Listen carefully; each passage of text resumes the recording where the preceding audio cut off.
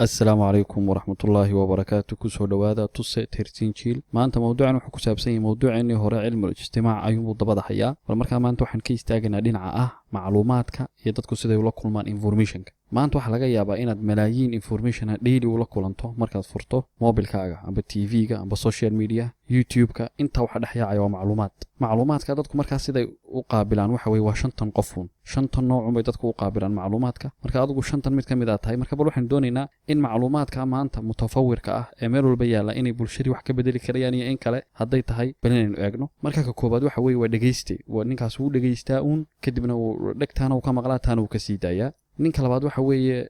dhageystaha wax ka xasuusta marka waxa weeye waa qofkii wax dhageysanayay laakiin marka mowduucii dib loo soo xasuusiyo ama la soo hadal qaado waxa laga yaabaa inuu ra'yi laba ka dhiibto oo wax ka xasuusto macluumaadkii maalinta uu maqlay ama uu la kulmay ka saddexaad waxa weeye waa dhageysta xasuusta bartana yani uu baaraa macluumaadkii markuu la kulmo wuu xasuustaa waanu bartaa noloshiisana wuu kala mid dhigaa wax noloshiisa yani kamid ay noqotaa macluumaadkaas laakiin labada u baahan waa labadan ugu hooseeya aynu doonayno in mujtamaceenu u bato waa qof dhageystay oo bartay oo gudbiyay inuu macluumaadka qofku dhageysto oo uu barto oo uu diraaseeyo oo noloshiisa kala qayb dhigo kadibna uu gudbiyo ka shanaad waxa weeye waa qof bartay oo macluumaadkii fahmay oo wax ka bedelay intuu bartay oo uu dhageystay oo xasuustay ayuu wax ka bedelay haddana wuu gudbiyay taas marka waxa ku tusinaysaa inuu yahay qofkaasi labadan number 4 iyo number 5 waa laba mujtamac aad ugu yar weeye waliba mujtamaceena Soomaali hadaynu nahay waa labada aad ugu yar laakiin intaan u badannahay waxa weeye waa number 1 iyo number 2 waa ninka dhageysta ee dhagtaana ka maqla dhagtaana ka sii daaya amba ninka inta yar ka xasuustay hadhow meelaha fadhi ku dirka macluumaadkii ka soo yar hadal qaada laga yaaba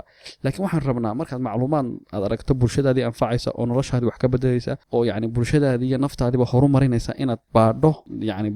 barato waxna ka bedesho horumarisana macluumaadka laftirkeeda marka qodobka shanaad waxa iyaduna ku jirta inuu qofku hadduu macluumaadii aanu arkayn inay sidaa iyadu ay ku tahay aanay bulshadii ku qaadanayn amba aanay bulshadii ku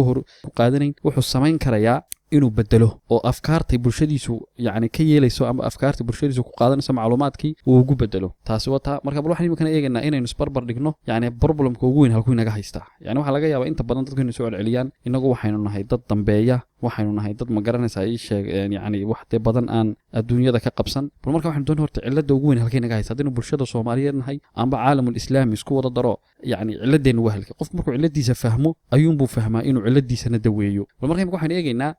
waxaan isbarbar dhigaynaa inaga iyo dawladaha waliba ma fogeynayna waxaan ka dhiganaa dawladaha nimka soo kacay Asia sida maartay Japan iyo China iyo Singapore iyo dawladaha maartay aynu aadka u sii kala fogeyn bal marka hadii qadiyada koobaad halka mawduucii waa iyaga iyo waxa weey annaga iyo iyaga kadib waxaan ku qiimeynaynaa 10 ilaa hal inta u dhaxaysa hal ilaa 10 waxaan doonaa marka bal dhinac walba intaynu ka nahay iyaguna inta ka yihiin aragno waxaan ugu soo horeysiinaa masalada tawxiidka amba yani inay ilaahay kaliya la caabudo inagu waxaan qaadanaa hadii mujtamac islaami nahay 10 iyagana bal waxaad siisaa lababa oo waxaad ka soo qaadanay yihiin dad inta badan mulxidiin iyo u badan dad diima kala haysta waayahay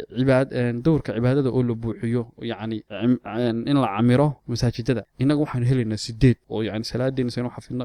alxamdulillaah rabbil caalamiin iyagana waxaad saa 3 bal hadda waxaad u kala leedahay warshadihii iyo wax soo saarkii warshadihii inagu de wax allaali waxaanu isticmaalnaa ninka xataa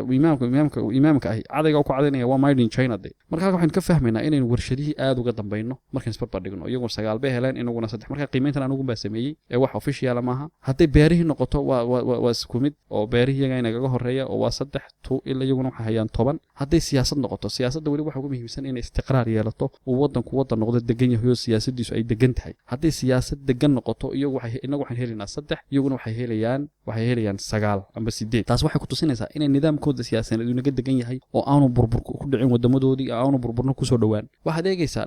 dhaqaalihii inagu waxaan qaadanay 4 iyaguna waxay qaateen 8 taasina waxay ku tusinaysaa inay dhaqaalaha aad inooga horeeyaan oo marka dhaqaalaheena dhaqaalahooda la isbarbar dhigo de arlays kuma yihiin waa ogtihiin aqoontii baa timi aqoontii inagu waxaan qaadanay 3 iyaguna waxay qaateen 8 taa laftirkeeda waxay ku tusinaysaa dhammaan waxa mujtamac jooga ee dad isku sheegaya yani inay yihiin wax fahmay oo wax bartay de ubadkooda waxay wada diraan dibadda iminka Malaysia iyo haday noqoto Indonesia iyo haday noqoto China de dhammaan dadkeena inta wax haysata ee maartay jeebku saamaxaya qofna ilmihiisa ku muddaa inuu wadan Carabeed amba wadan Soomaaliyeed wax ka barto kadib taas waxay ku tusinaysaa aqoontiina xaggooda taalo hadda ma fahantay muhiimadan tan kaleena wata waxa weeye xuquuqda aadamaha iyaga inaga horeeya 8 bay haystaan waxa weeye nidaamka guud hadalkiisa bada 9 bay haystaan inagu 2 haysanaa waa nadaafada iyo bilicda wadanka de wadamadooda sidoo u eeg yihiin wadamadeenu sidoo yimaadiga arkay marka horta isku soo wada dudubo yani dadkaasi laba laab bay naga horeeyaan xataa sida totalka ka muuqata dee 77 almost waa laba laab marka micnahan ka wada waxa weeye inaynu haddaynu bulshada Soomaaliyeed nahay inaynu fahanno halka ciladu tahay ciladu diinteena maaha ciladu inaynu cibaadaysanayna maaha laakiin wax allaale wixii kale mujtamac lahaa amba ummadi ay lahayd oo dhan baynu faraha ka qaadnay marka waxaan doonaynaa waxaas oo dhan waxa keenay waa go'aanka bulshada go'aanka shakhsiga go'aanka kooxda go'aanka qofka taasina waa tan doonaynaa maanta wax ka bedelno qof markuu go'aankiisa uu si fiican go'aamo fiican uu ku qaato isagoo aqoon fiican u haystay go'aankani raadku keenayo hadhow waxa laga yaabaa inuu go'aamo fiican qaato marka waxaan doonaynaa inaan barnaamijka inta hadhay aynu yani wax kaga qabanno wax kaga bedelno arrimahan xagga hoos oo dhan ku xusan si uu noqdo kaas oo la tacalluqa go'aanka laftirkiisa